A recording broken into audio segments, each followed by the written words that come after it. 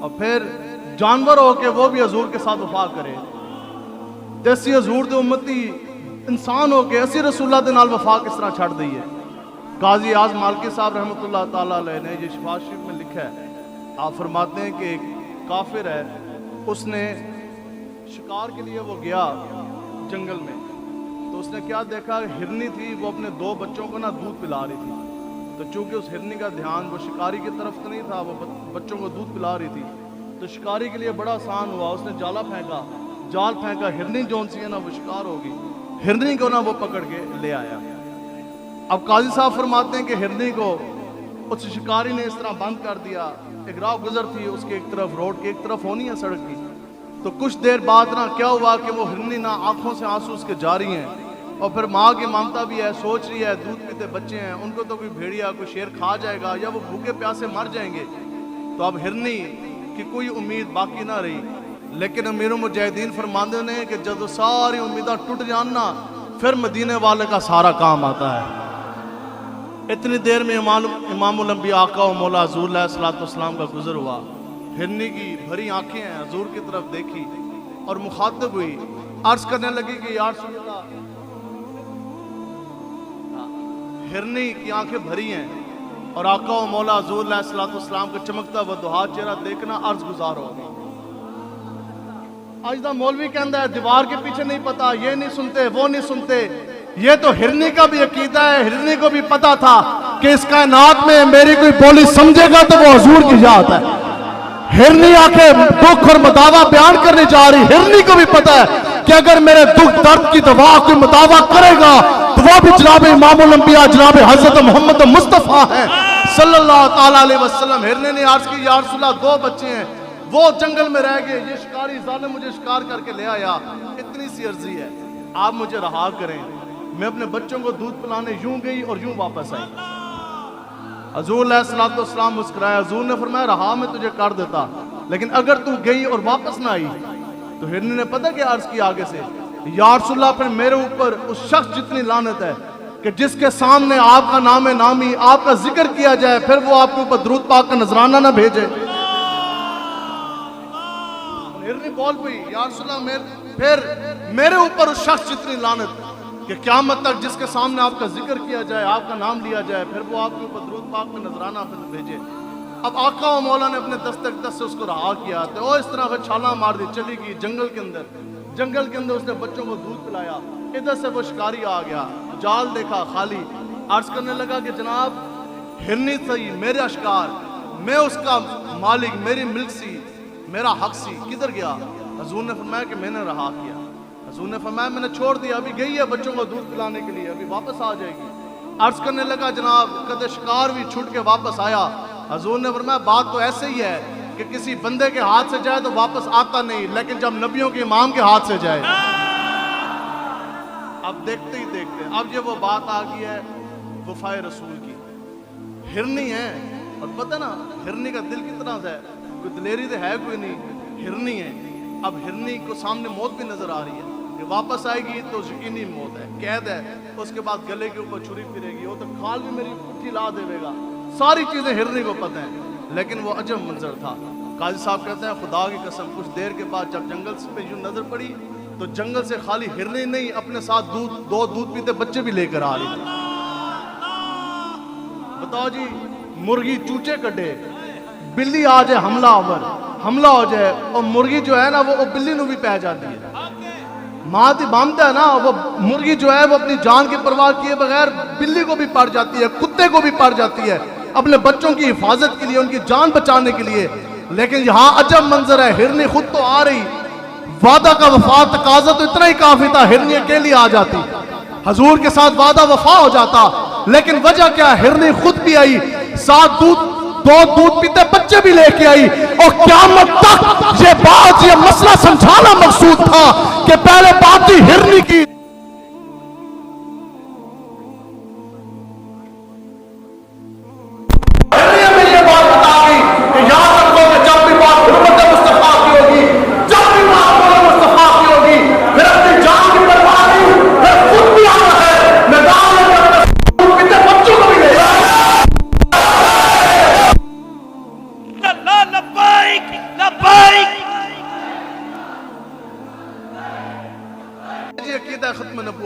کہ کچھ انصار آقا و مولا حضور علیہ السلام کی بارگاہ میں حاضر خدمت ہوئے، آ کے عرض کرنے لگے یا رسول اللہ ہمارے پاس ایک جوان اونٹ ہے، پاگل ہو گیا، جھلا ہو گیا، وہ اتنا شدید پاگل ہو گیا، وہ جس انسان کو دیکھتے نا اس کو کاٹنے کے لیے بھاگتا ہے، اور فلاں حویلی میں ہم نے اس کو بند کر دیا، وہاں قید ہے۔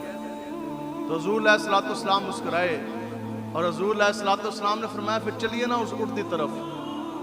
اب وہ پاگل اونٹ ہے، حیوان ہے، جانور ہے، 4 ٹانگوں والا، جس کو دیکھتا ہے اس کو کاٹنے کے لیے بھاگتا ہے۔ رسول اللہ نے فرمایا پھر چلے نا اس اونٹ کی طرف۔ حضرت انس فرماتے ہیں خدا کی قسم وہ ایک عجب منظر تھا، آگے آگے امام الانبیاء آقا و مولا حضور علیہ السلام اس طرح تشریف لے کے جا رہے، کہتے ہیں حضور کے پیچھے میں جا رہا، میرے پیچھے وہ انصار جا رہے، جا کے اس حویلی پہ پہنچے، اس کا دروازہ بند تھا۔ رسول اللہ نے حکم فرمایا، حضور نے فرمایا کہ دروازہ کھول دیا جائے۔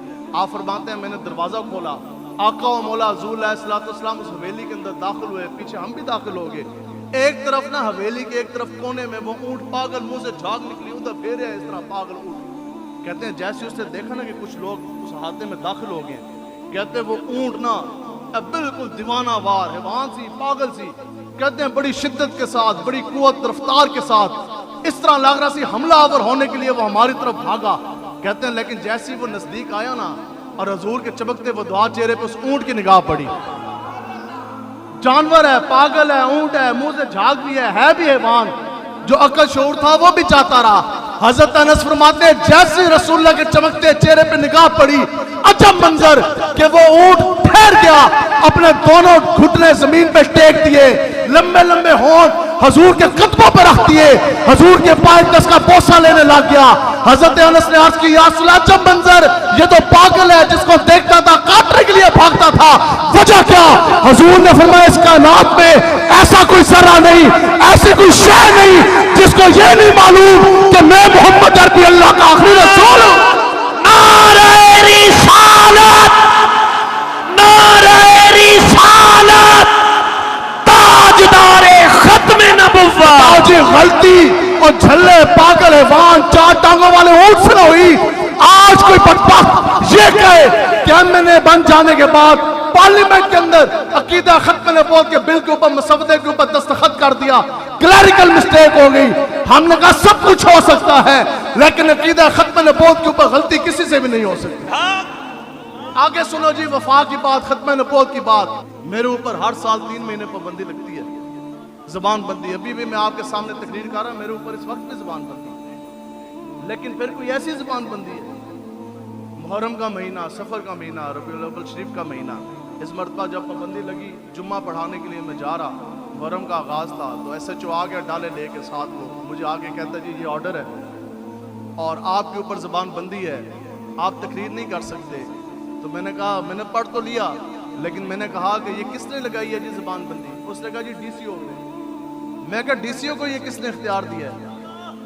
میں کہا ڈی سی او کا کام تو یہ ہے کہ ضلع کے اندر کوئی گٹر کا ڈھکنا نہیں ہے تو گٹر کا ڈھکنا لگوائے۔ ڈی سی او کا تو کام یہ ہے کوئی کھمبا نہیں ہے تو کھمبا لوا دے، کدھر بجلی خراب ہے وہ لوا دے، کوئی اور انتظامی امور ہے وہ صحیح کرے۔ اور میں کہا ڈی سی او کو کس نے یہ اختیار دیا کہ حرمت رسول کے معاملے میں ٹانگ اڑائے؟ ڈی پی او کو کس نے یہ اختیار دیا کہ دینی معاملات کے اندر آ کے اپنی اور لچ مارے؟ میں وہ کہتا جناب آپ پہ پابندی ہے، میں کہتا ادھر ہی کھلو، ڈی سی او نے بھی بلا۔ میں نے جمعہ پڑھایا، پہلا پرچہ، تقریر اس دن میں نے کرنی تھی 2 کا ٹائم تھا، لیکن میں نے جمعہ پڑھایا، پہلا پرچہ، انہوں نے کہا جی پرچہ ہو گیا۔ میں کہا کوئی ٹینشن نہیں۔ اس کے بعد عصر کے بعد تقریر کی، پھر مغرب کے بعد پھر مرزائی قادیانی کے مرکز کے سامنے جامع مسجد عیدگاہ میں عشاء کے وقت 4تھی تقریر، دن کو پرچہ، رات کو پرچہ۔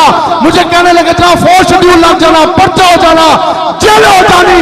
اور میں کیا کتا 200 کی روٹی کھا کے بو بو کر کے مالک کے ساتھ وفا کرے اور مولوی اور پیر سب کچھ حضور کے نام کا کھا کر اسی حضور کی زندگی گل بھی نہ کریے۔ لبیک لبیک لبیک لبیک لبیک یا رسول اللہ، لبیک لبیک یا رسول اللہ، لبیک لبیک یا رسول اللہ۔ تاجدار ختم نبوت، تاجدار ختم نبوت۔ بس باقی ہمارا معیار ہمیں امیر المجاہدین جو تربیت دے گے وہ یہی ہے، ڈی پی او نہیں، ڈی سی او نہیں، تھانے دار نہیں، جرنیل نہیں، جج نہیں، اور پوری دنیا کے تاج اور تخت تمام دنیا کے بادشاہ ملا لیے جائیں، جس ہستی کے نام کا کلمہ ہم نے پڑھا، خدا کی قسم ان کے پیشاب مبارک کے قطرے کی بھی یہ برابری نہیں کر سکتے۔ یہ کیا جی ڈی سی او آ گیا، ڈی پی او آ گیا، دفتر آ گیا، پروٹوکول آ گیا، ایس او پیز آ گئی، ہم نے کہا وہ جو نہ تھے تو کچھ نہ تھا، وہ جو نہ ہو تو کچھ نہ ہو، جان ہے وہ جہان کی، جان ہے تو جہان ہے، سب کچھ تو حضور کی وجہ سے، اس واسطے حضور دے نال وفا کرو، کچھ بھی نہیں ہوتا۔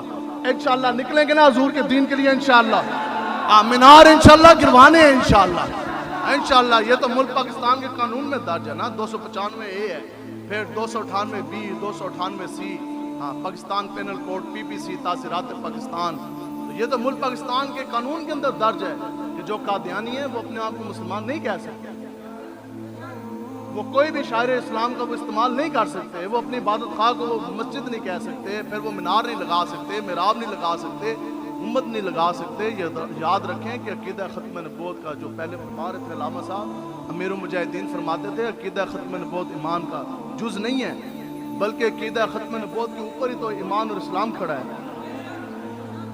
بنیاد تو عقیدہ ختم نبوت ہے، اس کی بنیاد کے اوپر جو صاحب قرآن بھی ہے، اسی بنیاد کے اوپر اسلام بھی ہے، اسی بنیاد کے اوپر ایمان بھی ہے، اسی بنیاد کے اوپر احادیث بھی ہیں، پوری اگر یہ عمارت کھڑی ہے تو وہ عقیدہ ختم نبوت کے اوپر کھڑی ہے۔ ہاں اس میں مدانت نہیں کرنی انشاءاللہ، ٹھیک ہے نا جی۔ یہ آخر وہ کیا وجہ تھی بتاؤ جی؟ 1200 صحابہ جنگ یمامہ میں عقیدہ ختم نبوت کی حفاظت کے لیے شہید ہوئے کہ نہ ہوئے؟ کتنے صحابہ جون سے ہیں وہ اندھے ہو گئے، ان کو جناب آنکھوں کے اندر انہوں نے تیر مارے، اور حضرت عبداللہ بن مخرمہ رضی اللہ تعالیٰ عنہ، یہ ہوتی ہے عقیدہ ختم نبوت کی حفاظت کی بات۔ آپ جس ٹائم جنگ کی تیاری کر رہے سن نا، صحابہ کہتے ہیں کہ وہ اپنے ساتھ ادھر جو ہے وہ لے کے گئے، اس طرح کر کے نہ تو یہاں پر کڑیوں میں لگایا تھا، اس طرح لگایا تھا، اس طرح اپنے جوڑوں میں لگایا۔ تو اس کے بعد وہ پتہ کیا کہا، پھر انہوں نے یہ دعا کی، جنگ شروع ہونے لگی، بہت بڑی خون ریزی والی جنگ تھی، 80,000 مسلمہ قذاب بندے لے کے آ گئے، یہاں صحابہ کچھ ہزار۔ تو پھر دعا کیا کی کہ یا الہی مجھے اس وقت تک موت نہ دی جس وقت تک کہ ختم نبوت کے اوپر پیرا مکمل نہ ہو جائے۔ لیکن موت مانگی، یہ نہیں آگے سے عرض کی کہ یا الہی میں واپس زندہ لے جائیں، بیوی بھی تو ہیں، بچے بھی تو ہیں۔ عقیدہ ختم نبوت کے لیے آ گیا، یا الہی موت چاہیے، زندگی نہیں چاہیے، شہادت چاہیے۔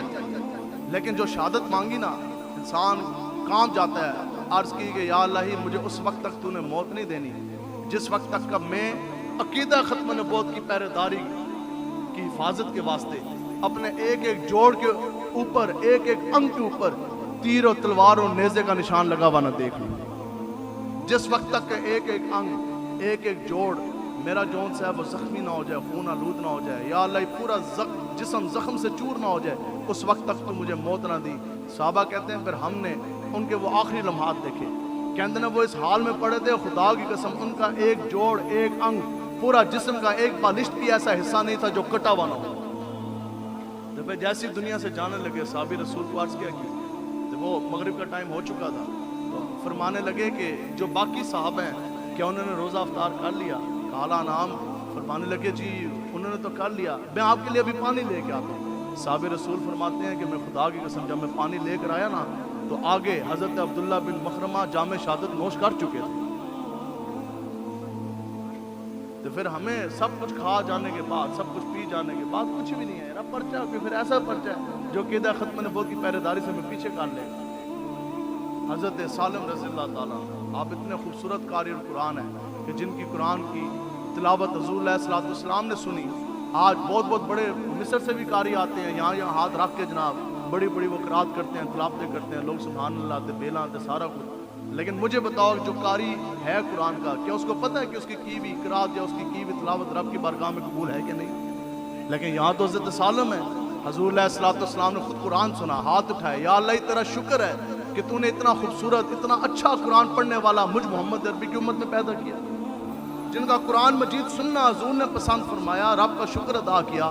اتنے بڑے قاری قرآن ہے، قیامت تک تو ایسا آنا کوئی نہیں، لیکن جنگ یمامہ کے لیے آپ بھی چل پڑے ختم نبوت کی حفاظت کے لیے، اور تاریخی جملہ فرمایا، کیا فرمایا آپ نے؟ فرمایا کہ مجھ سے برا تو قاری قرآن ہوگا کوئی نہیں کہ اگر میں عقیدہ ختم نبوت کی حفاظت سے پیچھے ہٹ جاؤں۔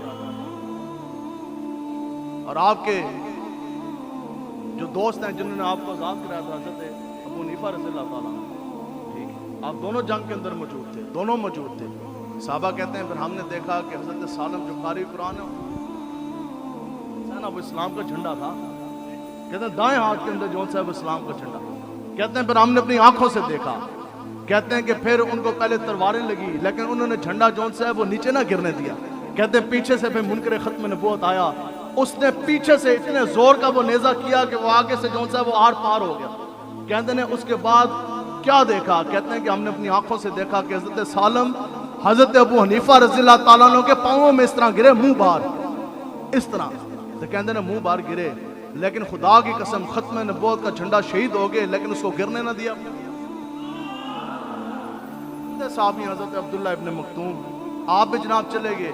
حضرت ابو بکر صدیق نے پوچھا آپ تو اندھے ہیں, آپ تو نہ وار کر سکتے نہ دفاع کر سکتے, آپ کیا کریں گے, آپ کا کیا کردار ہے؟ تو عرض کی کہ جناب میں نے یہ سنا ہے کہ بڑی خون ریزی والی جنگ ہونے جا رہی, 80,000 لاکھوں کا لشکر وہ لے کے آ رہے, تو مجھے بس اتنا کام کر دیجیے گا چونکہ میں تو دیکھ نہیں سکتا. تو اگر اللہ نہ کرے کوئی اتنے سخت حالات بن چکے, کیونکہ اس سے پہلے مسلمانوں کو 3 مرتبہ وہ پیچھے دھکیل چکے تھے, اس سے پہلے 3 مرتبہ جنگ کے اندر وہ مسلمانوں کو پیچھے دھکیل چکے تھے. عرض کی کہ بس میری اتنی سی عرضی ہے کہ اگر وہ ایسی خون ریزی ہو جاتی ہے, کوئی ایسا مقام بن جاتا کہ وہ سارے کافر ہمارے اوپر ٹوٹ پڑتے ذرا سے اندر, اگر جو سی ہماری صفیں ٹوٹنے کا اندیشہ ہوتا, تو پھر کیا ہے کہ بس میں تو اس لیے جا رہا کہ وہ عقیدہ ختم نبوت کا جھنڈا میرے ہاتھ میں دے دینا, چونکہ میں اندھا ہوں, میں دیکھ تو نہیں سکوں گا کہ جنگ کی شدت کیا. صحابہ کہتے ہیں پھر وہی منظر ہم نے دیکھا کہ اتنا جون سا ہے وہ زمین کے اندر پہلے گڑا کیا گیا. حضرت عبداللہ ابن مکتوم نے گڑا کیا زمین کے اندر نابینا ہو جانے کے باوجود, پھر اس گڑے کھڈے کے اندر کھڑے ہوئے, اتنے زمین کے اندر تھے. پھر حضور کے عقیدہ ختم نبوت کا جھنڈا جو ہے ہاتھ میں اس طرح انہوں نے اٹھایا, اور پھر وہ اسی حالت میں وہ شہید بھی ہو گئے, لیکن وہ ختم نبوت کا جھنڈا تھا جو آپ نے ہاتھ سے گرنے نہ دیا. لیکن یہ بات تو تب نا, اقبال کہتا ہے غیرت جس کا نام تھا وہ گئی تیمور کے گھر سے, اور غیرت بڑی چیز ہے جہان تگ و دو میں, پہناتی ہے درویش کو تاج سر دارا. جنہوں نے پوری زندگی ABCD کے پیچھے جنہوں نے زندگیاں غرق کر دی, بتاؤ جی کبھی ایک کے در, کبھی دوسرے کے در, کبھی در بدر, بتاؤ کیا کچھ ان کو ملا؟ کبھی امریکہ کے پاس, کبھی یہودی کے پاس, کبھی مودی کے پاس, کبھی UN کے پاس, کبھی FATF کے پاس, کبھی ورلڈ بینک کے پاس. ہم لبیک والے کہتے ہیں کچھ بھی نہیں ملتا, آج چلو تیرے مصطفیٰ کی طرف. ملک پاکستان کا خزانے اوپر نہ پڑے تو پھر کہنا جتنے مرضی تسی جاندے رہو, لیکن تیرے در سے یا جو پھرتے ہیں پھر در پتہ یوں ہی خار پھرتے ہیں, اور پھر کے گلی گلی تباہ, ٹھوکریں سب کی کھائے کیوں, عقل جو دل کو دے خدا پھر تیری گلی سے جائے کیوں. ہمیں تو نہیں سمجھ آتی حضور کا دین پا جانے کے بعد پھر آج کا مسلمان پھر ABCD. وہ معزز تھے زمانے میں مسلمان ہو کر, بس یہاں میں بات سمیٹوں گا, وہ معزز تھے زمانے میں مسلمان ہو کر, اور تم ذلیل و خوار ہوئے تارک قرآن ہو کر. اور جانتا ہوں کہ یہ امت حامل قرآن نہیں ہے, وہی سرمایہ داری بندہ مومن کا دین. اور نے کہا آج بندہ مومن تو پوچھو جناب, صبح جا رہے, شام آ رہے, دن کو جا رہے, رات کو آ رہے, قرآن پڑھنے جا رہے نظام مصطفیٰ کی حفاظت کے لیے, اور نظام مصطفیٰ کے نفاذ کے لیے, ختم نبوت کی حفاظت کے لیے. سارے یہی کہیں گے نہیں جی میں تو زمیندارے واسطے جا رہا, دانے واسطے جا رہا, کاروبار کے لیے جا رہا, پیسے کے لیے جا رہا ہے. وہی سرمایہ داری بندہ ہے مومن کا دین, کچھ بھی نہیں ملنا در مصطفیٰ سے دور ہو کر, نہ روٹی ملنی نہ ڈالر ملنا, کچھ بھی نہیں ملنا.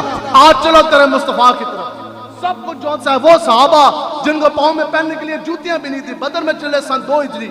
خدا کی قسم حضرت سعد بن نبی وقاص آپ فرماتے ہیں صحابہ کو پاؤں میں پہننے کے لیے جوتیاں نہیں تھی, لیکن کچھ ہی عرصہ گزرا. بتاؤ جی دارا کا تاج بھی صحابہ کے قدموں میں آیا کہ نہ آیا, فارس کے خزانے آئے کہ نہ آئے, ایران کے خزانے آئے کہ نہ آئے, اور مصر کے خزانے آئے کہ نہ آئے, اور جناب چائنا تک پورا کفر اس طرح گرا کر حضور کے نام کا جھنڈا لہرایا کہ نہ لہرایا. لیکن یہ وہ بات ہے کہ قوت عشق سے ہر پست کو بالا کر دے, اور دہر میں اس میں محمد سے اجالا کر دے. کچھ بھی نہیں ہے, روٹی روٹی روٹی. میں نے خود 9 سال پولیس میں بطور انسپیکٹر نوکری نہیں کی, لیکن جب بات آئی نا حضور کی عزت ناموس کی, تو پھر نوکری اس طرح کر کے حکومت کے منہ پہ ماری.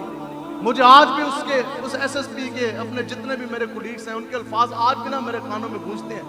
مجھے یہ کہنے لگے, انہوں نے کہا جناب آج آپ, وہ بھی کہنے لگے جناب 32 سال آپ کی سروس رہتی ہے, ڈائریکٹ کمیشن کا امتحان پاس کر کے آپ افسر بڑھتی ہیں, بڑی پروموشنیں ہیں, آج آپ کو نوکری سے نکال دیا جائے گا, پھر بتائیں آپ روٹی کہاں سے کھائیں گے, بیوی بچے روٹی کہاں سے کھائیں گے. تو 2017 میں نے اس کو یہ جملہ کہا, میں نے کہا یاد رکھو کہ اگر ABCD اور حکومت پاکستان کی نوکری مجھے اور میرے بیوی بچوں کو روٹی دے سکتی ہے نا، تو حکومت خضرا والے کی نوکری اور الف لام میم اس سے 1000 گنا بہتر روٹی دے گا۔ مانگنے والوں تم کو تو یوں چاہیے، اور کسی سے مانگنا بھی کیوں چاہیے، اور کون دیتا ہے دینے کو منہ چاہیے، دینے والا ہے سچا ہمارا نبی۔ پھر اس لیے لوٹیں دین کی طرف واپس آئیں۔ آج بھی اگر آپ یہ چاہتے ہیں نا، آج ہمارے بزرگوں کا جو طریقہ ہے، ہمارے بزرگوں کا جو طریقہ ہے، ہم ان کے پیچھے چلیں جنہوں نے ہولیاں منائی۔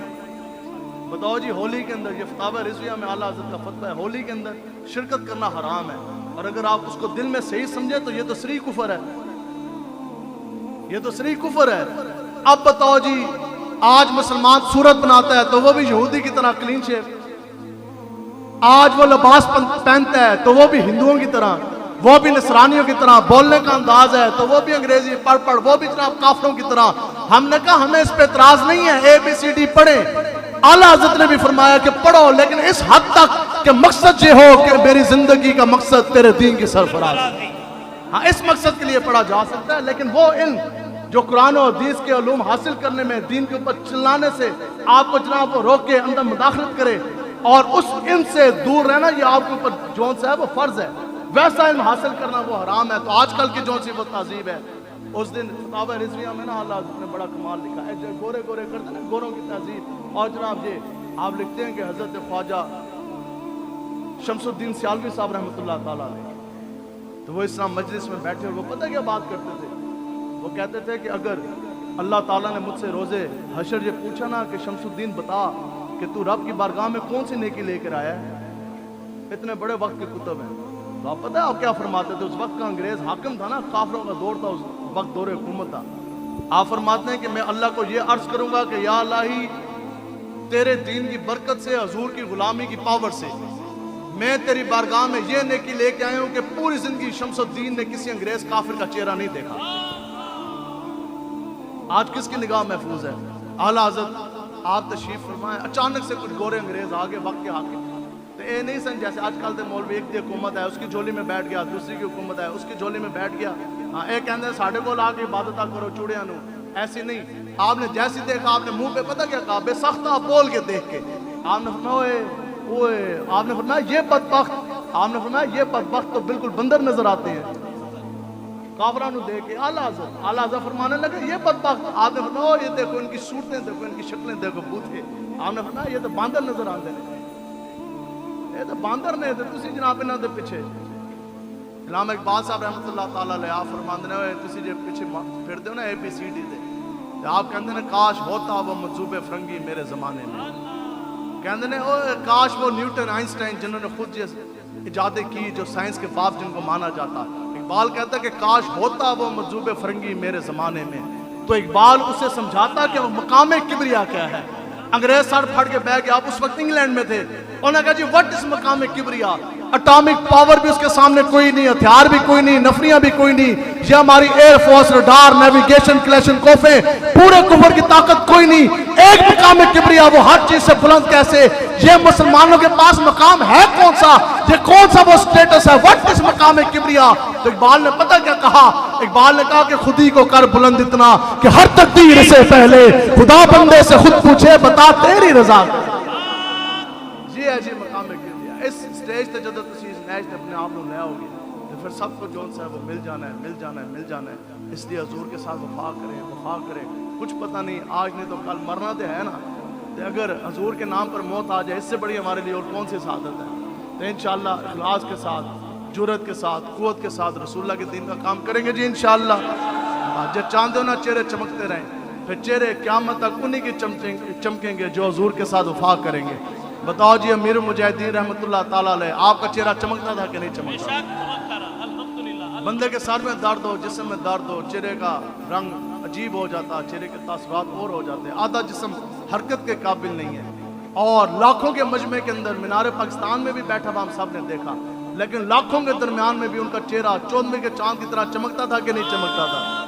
تو پھر حضور کے دین کی یہ برکت ہے، جب دنیا تو چلے گئے تو پھر 46 گھنٹے کے بعد تدفین ہوئی، ہر ایک لمحے کے بعد آپ کا چہرہ اور ہی چمکتا جا رہا ہے۔ تو پھر جس وقت وقت تدفین آیا تو اس وقت آپ کا چہرہ چمک بھی رہا تھا، ہونٹوں کے اوپر مسکراہٹ بھی تھی. یہ کیوں ہے کہ کی محمد سے وفا تو نے تو ہم تیرے ہیں. یہ جہاں چیز ہے کہ لوگ قلم تیرے. اللہ تبارک و تعالیٰ سے دعا ہے کہ اللہ تعالیٰ مجھے اور آپ کو اخلاص کے ساتھ، جرت کے ساتھ رسول اللہ کے